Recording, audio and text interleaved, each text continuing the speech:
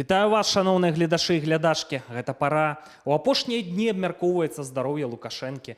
Вы памятаеце, як яшчэ на парадзе ў Маскве ў 23-м годзе яму стала кепска, не мог ісці, там трапіў у шпіталь, жудасна выглядаў на фотаздымках. Ну потым гэтая сітуацыя паўтаралася. Прытым паўтаралася перыядычна, публічна, што сведчыць пра маштаб праблемы. І вось саміт часу Астане журналісты заўважаюць, што Лукашэнку рэзка робіцца кепска. І гэта пры ўзроўні сучаснай медыцыны. Ну, чалавеку 70 год, 30 год пры ўладзе ў Беларусі, дыктатар. А сёння такая сітуацыя, перадваенная, вайна ў рэгіёне, нервы, трэба пастаянна быць мабілізаваным, прадумваць стратэгіі. Ну і все гэта можа кепска скончыцца для Лукашэнкі з улікам ягонага дыягназу, фатальна скончыцца, а потым для ягонай сям'і, а потым для ягоных прыспешнікаў у Беларусі.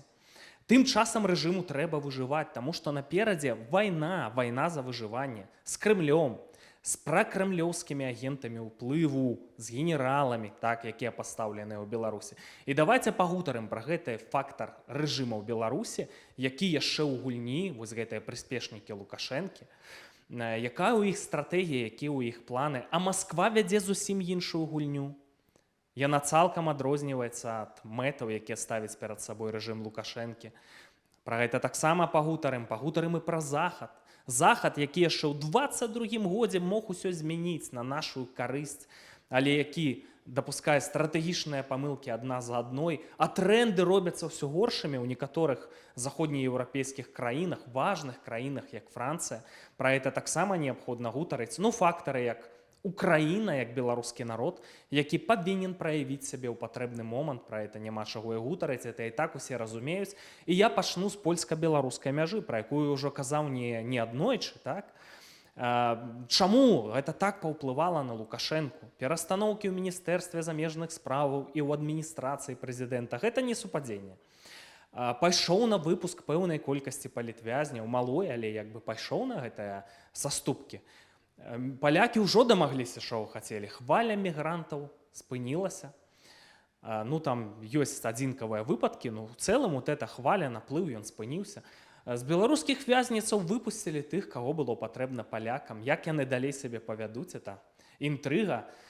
Ну, гэта ахапіла, каб Лукашэнку стала зусім кепска, таму што яны разумеюць, закрытая мяжа, тут была такая перспектыва, яна яшчэ застаецца. Лукашэнку далі кароткі тэрмін для прыняцця рашэння, так, для таго, каб здзейсніць дээскалацыю на межах. А ў гэтым не зацікаўлены Крэмль, такая вось пікантная сітуацыя. Ну, рэжым разумее, што закрытыя межы – гэта пагібель для іх, калі ажыццявіцца найгоршы сцэнар для Беларусі. А што гэта за найгоршы сцэнар? У нядаўнім інтэрв'ю нашаму партнёрскаму каналу «Рацыя» апісаў палітычны аналітык Валер Карбалевіч. Пакуль я не бачу таго, што Расія прайграе, Украіна і Захад выйграе гэту вайну. Вось пакуль такога не бачна, бачны некія прыкметы таго, што Захад гатовы неяк дамаўляцца з Расіяй. Вось калі гэта адбудзецца, то рэжым Пуціна і рэжым Лукашэнкі, скажем так, зацэментуецца, забетаніруецца, і тады цяжка ўвогуле будзе намарыць пра нейкія перамены. Вось гэта самы дрэнны сцэнарый, які можа чакаць тым ліку і Беларусі. Ну чаму гэта кепскі сцэнар для Беларусі, асабліва калі перакрыюць мяжу з Польшай, таму што гэта ізаляцыя, гэта анексія. А што, нехта сумняваецца? Гэта стратэгія Расіі. Стратэгія Расіі па Беларусі не такая, як ва Ўкраіне. Яны не будуць знішчаць тут гарады пад ноль. У планах такога няма, там знішчаць людзей. Не, яны будуць дзейнічаць іншым чынам, яны будуць паступова паглынаць. І вось давайце ўявім сітуацыю, што ва Ўкраіне здарылася перамір'е, ці часовае перамір'е на некалькі год, і дойдзе чарга да Беларусі. Глядзіце, якая склалася сітуацыя. Экспарт з Беларусі ў Расію перайшоў крытычную мяжу больш за 60%. І як толькі нешта будзе не так, расейцы скажуць: слухайце, трубу прорвала, все, не можам пастаўляць вам сыравіну. Ой, чыгунку нейкія партызаны разбамбілі, ой, гады, все, рамантуем 3 тыдні чыгунку ці месяц. Дарогу разбамбілі партызаны, трасса мне ў бок. Все, экспорт спыняецца, і эканоміка лукашэнкаўская ідзе ў піке. Таму што цуд, вот это вот беларускі цуд некалі казалі, ці лукашэнкаўскі цуд вельмі просты, таму што гэтая эканоміка датуецца вельмі часта з Крамля, хоць былі абсалютна розныя часы.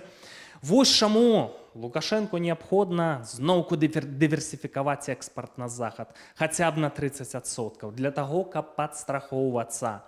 А тут закрытая мяжа. Это катастрофа, вот чаго яго закалаціла, чаму такая сітуацыя. Датычна стратэгіі Расіі па Беларусі, у чым яе сутнасць, тлумачыць доктар палітычных навук Павел Усаў.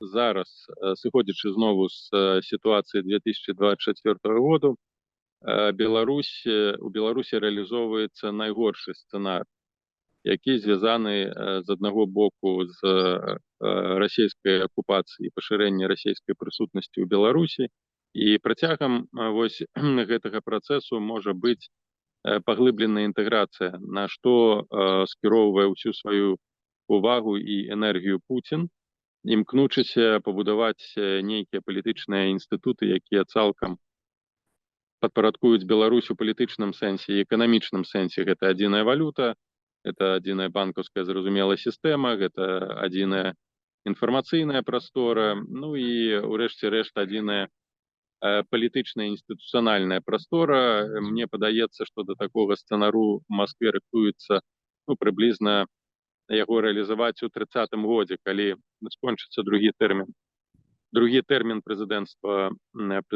Пуціна, і ў гэтым аспекце ён, сумняюся, што будзе сыходзіць, але паспрабуе стаць, так бы мовіць, прэзідэнтам саюзнай дзяржавы. Пакуль што мы назіраем такі пэўны сімбіёз свету Лукашэнка і расійскага свету, які скіраваны на ўмацненне ягонай улады.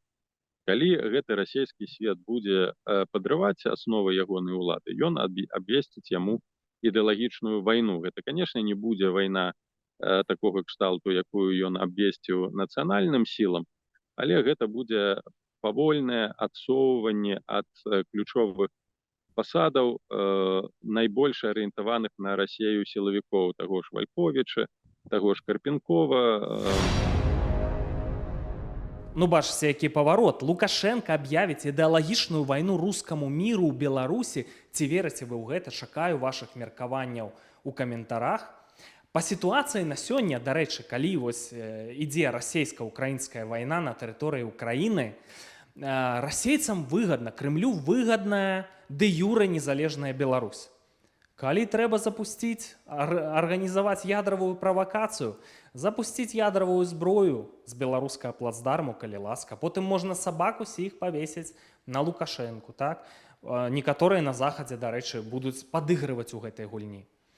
Патрэбна нейкі паказаць свайму электарату візіт у замежную краіну, у брацкую, як яны лічаць Беларусь. Калі ласка, вось вам візіт, няма пытанняў. Ну, нейкая там падтрымка ў ОАН, 5-е, 10-е. У дадзены момант гэта выгадна, але потым будзе паглынанне, разумееце? Вы думаеце, што расейцы не пойдуць на паглынанне, это вялікая памылка. Нават зараз, падчас вайны, паглядзіце. Адно з флагманскіх прадпрыемстваў Беларусі, Белкалій, прайграў канкурэнцыю Уралкалію, там за міжнародныя рынкі, там дэмпінг і іншыя гісторыі, то бок расейцы абсалютна гатовыя тут для сваіх інтарэсаў. Проста не лічыцца з інтарэсамі Беларусі, ну і ў выніку зжэрці лукашэнкаўскі рэжым, зжэрці Беларусь.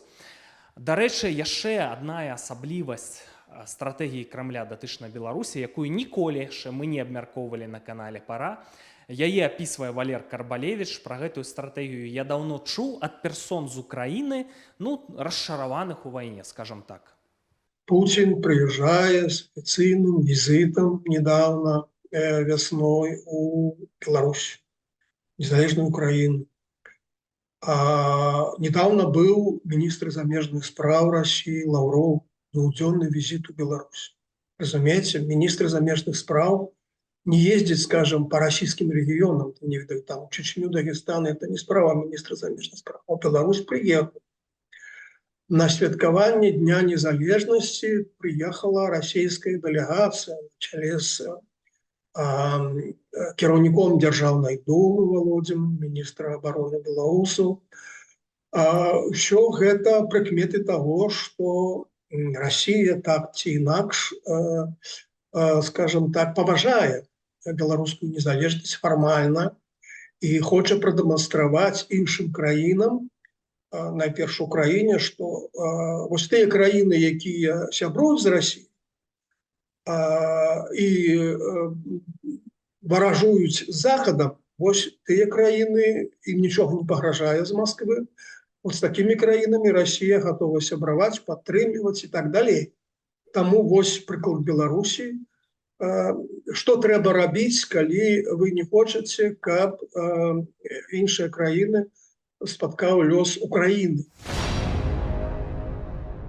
А зараз я хачу пагутарыць пра фактар захада, вярнуцца вось на гэтую польска-беларускую мяжу.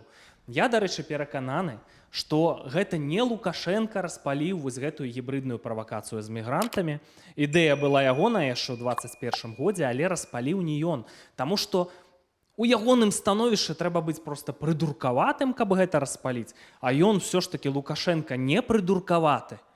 Все-таки досведчаны чалавек, досведчаная палітычная жывёла.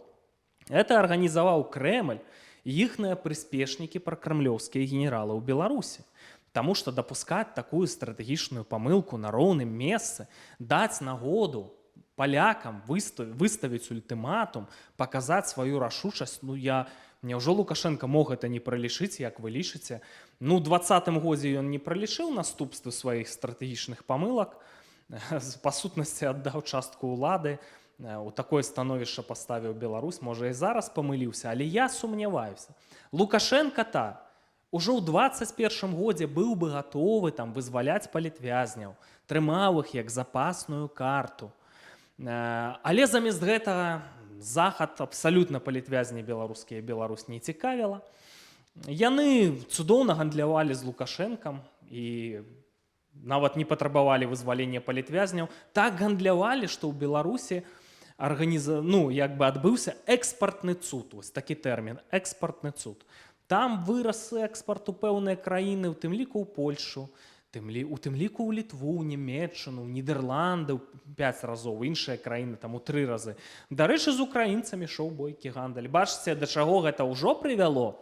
А да чаго гэта яшчэ прывядзе ў будучым? Дык вось захад, не трэба спадзявацца, на жаль, што захад зразумее свае стратэгічныя памылкі і ўвогуле будзе мяняць стратэгію, пакуль па пэўных заходніх краінах не паляцяць ракеты, на жаль. Да беды яны давядуць, глядзіце, што адбываецца ў Францыі. Хто прыйшоў да ўлады ў Францыі? Меланшон, асоба, якая сябравала з Уга Чавесам, з Фідэлем, Кастра, чырвоны камуняка. У кааліцыі з левакамі, у кааліцыі з зялёнымі. Трэба самы час зараз у свеце, ведаеце, это мераць у самалётах «Міраж», які там выхлоп, Еўра-1 ці Еўра-5. Самы час для гэтага, так? Вось такія людзі прыходзяць, разумееце, і гэтыя людзі маюць цудоўны дыялог, цудоўны кантакт наўпрост з Пуціным, а нас яны не ўспрымаюць нават як суб'ект. Вось такая рэчаіснасць, это все вельмі кепска. І ведаеце, мяне не тое, што напалохала, такі сігнал, як у Польшы ўспрынялі эту перамогу кааліцыі Меланшона, як прэм'ер-міністр Польшы Туск, захоплены этой перамогай, хвалебныя оды в сацыяльных сетках. Это вельмі, вельмі паганы сігнал, таму я не чакаю, што палякі зараз таксама не зробяць стратэгічных памылак. Яны дамагліся, чаго хацелі. Хваля мігрантская спынілася, выпусцілі каго трэба. І все на гэтым. Тут трэба дзейнічаць інакш. Тут, калі ты пабачыў свайго апанента слабае месца, зноўку трэба туды біць і атрымліваць максімум. А яны на гэтым, хутчэй за ўсё, зараз спыняцца. І гэта вялікая праблема. І нікога палітвязні ў Беларусі не цікавяць. А трэба было б працягваць размаўляць ва ультыматыўнай форме і такім чынам расхістаць рэжым. І свайго ворага перацягнуць на свой бок. Я зараз пра Лукашэнку. Стратэгічна у кантэксце вайны гэта было правільна, але ці варта спадзявацца на гэта? Ну і рэжым Лукашэнкі ў пікантнай сітуацыі. Яны тасуюць калоду кадравую, яны штосьці спрабуюць памяняць стратэгію. Вось гэтае прызначэнне, новая каманда Лукашэнкі, Дмітрый Крутой, Максім Рыжынкоў, Наталья Петкевіч, якая там прыляцела з ЗША, вялікія спадзевы на іх ускладаюцца. І рэжым рыхтуе аперацыю. Раз ужо ўскрылася, што бацька можа кірдык, што са здароўем усё кепска, і ўжо складана ляпіць вобраз бацькі чэмпіёна, хакеіста, все меняют стратегию. То был первый, поглядите у іхныя сацыяльныя сеткі, то ўжо зноўку бацька, такі вот старэйшына, так? І вось пра аперацыю, якую яны рыхтуюць, апавядае Валер Карбалевіч. И тут я звярнуў бы увагу на недавнее интервью пресс-секретарки Лукашенко Натальи Эйсмонт, якая сказала, что мы все будем просить его, нават патрабаваць, каб ён застаўся. Ну вось цікава паглядзець, ці будзе арганізаван такі, ведаеце, усенародны плач з слоганам «Бацька, не сыходзь, бацька, заставайся». Ну, будзе смешна, калі там працоўныя калектывы на сход сабяруць з рэзалюцыяй, з просьбай да Лукашэнкі зноў балатавацца на пасаду прэзідэнта. Не ведаю, ці дойдзе до такого стану, ну але вось мне бачыцца вось спроба неяк справакаваць вот такі ўсенародны плач з просьбай застаўся. Галоўная стратэгічная задача рэжыма, калі яны паспрабуюць захаваць Лукашэнку, там, ці мумію Лукашэнкі, ці якога-небудзь Івана Васильевича там прывесці, двайніка там, я не ведаю, двайнік Лукашэнкі. Цяжкая задача. Іхная задача вярнуцца ў ліберальныя 2010-е гады, ў макеевскую эпоху. Як мне падаецца, вось апошнімі сваімі крокамі гэта змена міністра, у тым ліку міністра замежных справаў. Новым міністрам замежных справ стаў Рыжынкоў, былы намеснік адміністрацыі прэзідэнта, так? І трэба сказаць, што вось прыход Рыжынкова можа азначаць вяртанне да стратэгіі Макея.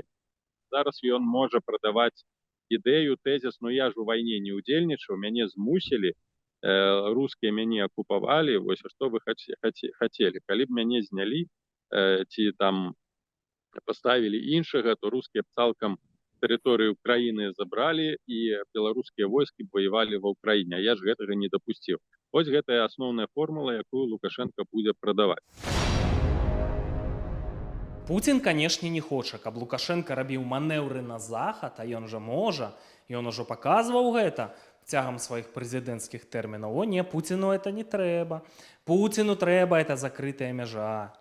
Хоць таксама ж паступаюць праз гэтую мяжу тавары двайнога прызначэння, ну ў цэлым патрэбна. Так Пуціну патрэбна кантраляваць это беларускі балкон, ядравую зброю ад нас запускаць, чыніць вайсковыя правакацыі з нашай тэрыторыі. А з Еўропай не трэба, каб Лукашенко рабіў манеўры на захад. А Лукашенко ж можа сказаць і слава Ўкраіне, і віва Еўропа. Лукашенко можа.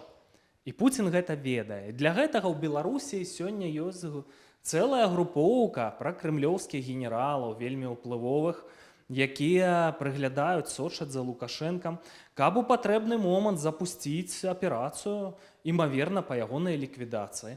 Вось такая ёсць сітуацыя ў Беларусі. А ў Лукашэнкі все, са здароўем кепска, да сценкі ён прыпёрты з закрыццём гэтай мяжы. Так, і могуць закрыць. І выставілі ультыматум, і выставілі тэрміны, і трэба шавяліцца прама зараз. Так? І гэта нагода зрабіць канкрэтны выбар. А гэты выбар не ў інтарэсах Крымля, не ў інтарэсах гэтых генералаў-здраднікаў. Таму будуць прадпрымацца меры, карацей, каб Лукашенко не пайшоў на падобныя манеўры, а гэта вайна. Гэта крывавая міжусобіца, пра якую я ўжо кажу каторы месяц, прыгадываю. І вось для гэтага як бы складаюцца все перадумовы. Вот такая ситуация. Таму я шчыра вам прызнаюся, я чакаю, што ў 2-3 найбліжэйшыя тыдні, калі не карацей, у Беларусі пачнуць такія рэчы адбывацца, што праз месяц Беларусь будзе не той, што якой яна з'яўляецца сёння, і падзеі будуць вельмі цікавыя. Ну, апроч таго, што цікавыя падзеі, давайте сочым за ўсімі важнымі фактарамі, так? Што ў рэжыме лукашэнкаўскім адбываецца, так? Як паводзіць сябе Масква, якую стратэгію яна рэалізоўвае. Паводзіны захада. Ну, хацелася б на лепшае спадзявацца, але рызыкі я вам апісаў сёння. Украіна, канешне, самы важкі фактар, так? Для іх это экзістэнцыйная вайна. Яны разумеюць, вот это перамір'е, это нічога добрага, это можа мець кепскія наступствы ў будучым. Ну і, канешне, фактар беларускага народу. Пакуль, ведаеце, пакуль тое, што адбываецца вакол Беларусі, шчыра прызнаюся, па сітуацыі на сёння, вось гэтыя тренды, яны не ў нашых нацыянальных інтарэсах. Але сітуацыя турбулентная, перадваенная, ваенная, яна можа змяняцца ў кожны момант.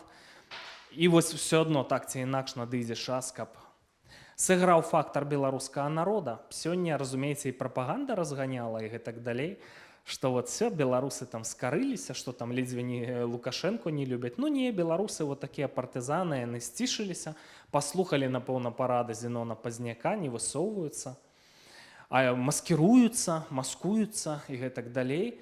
Но яны сябе праявяць у спрыяльны момант. Мне вельмі хацелася б на гэта спадзявацца. Сачыце за падзеямі разам з каналам Пара. Мы спадзяемся, што дынаміка павінна пачацца.